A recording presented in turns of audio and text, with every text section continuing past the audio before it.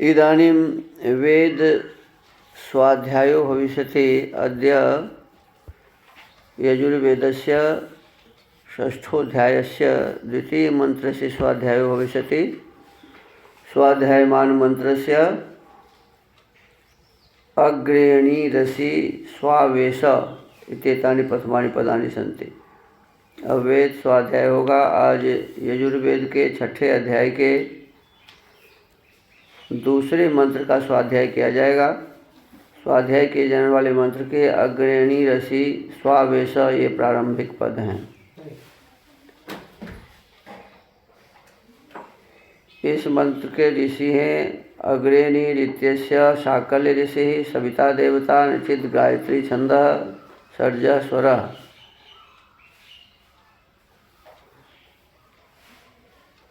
देवस्त्वेत्यस्य स्वराट पंक्ति छंदः दैवितः स्वरः।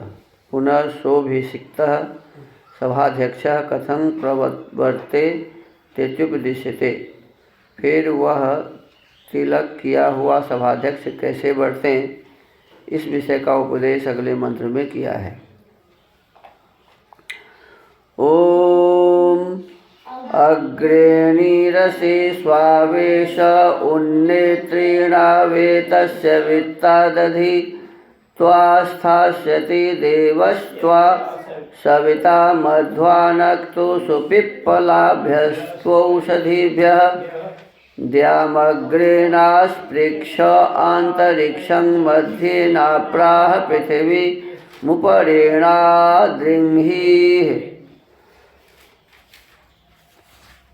पदार्थः। हे सभाध्यक्ष, जैसे अग्रेणी पढ़ाने वाला अपने शिष्यों को व पिता अपने पुत्रों को उनके पठनारंभ से पहले ही अच्छी शिक्षा से उन्हें सुशील, जितेंद्रिय, धार्मिकता युक्त करता है, वैसे हम सबों के लिए तो असी है। उन्नेत्रिणाम जैसे उत्कर्षता पहुँचाने वालों का राज्य हो, वैसे स्वावेशः अच्छे गुणों में प्रवेश करने वाले के समान होकर तो इस राज्य के पालन को जान। हे राजन, जैसे स्वा मुझ सभासद जन सुपिप्पलाभ्य अच्छे अच्छे फलों वाली औषधियों से मध्वा निष्पन्न किए हुए मधुर गुणों से युक्त रसों से अनक्तु सींचें, वैसे प्रजाजन भी तुझे सींचें।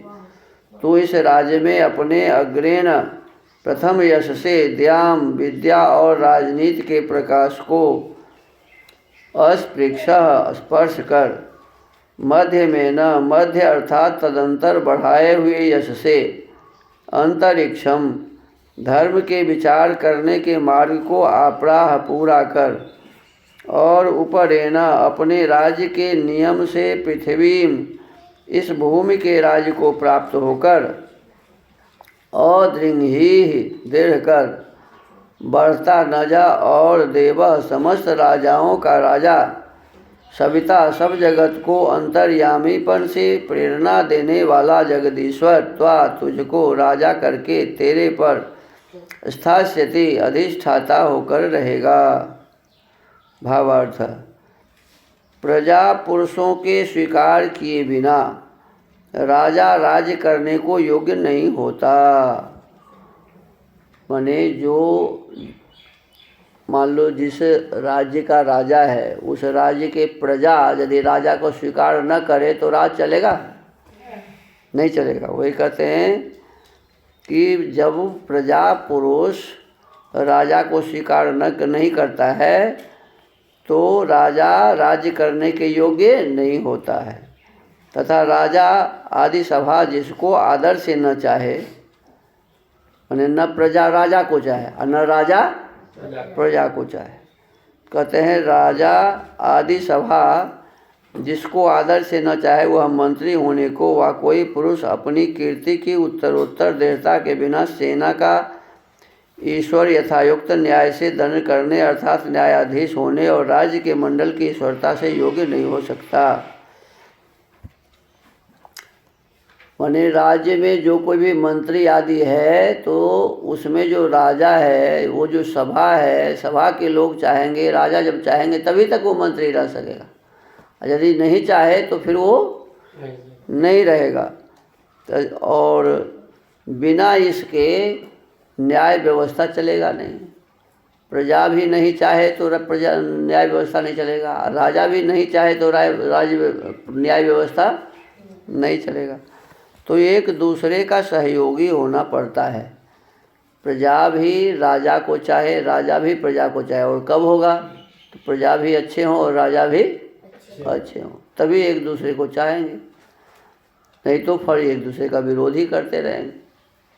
तो इसलिए विशेष रूप से बताया गया कि न्याय व्यवस्था, दंड आदि की व्यवस्था, न्यायाधीश के जो कार्य हैं, मंत्री आदि के जो कार्य हैं, वह अपने कार्य में सफल तभी हो सकता है जब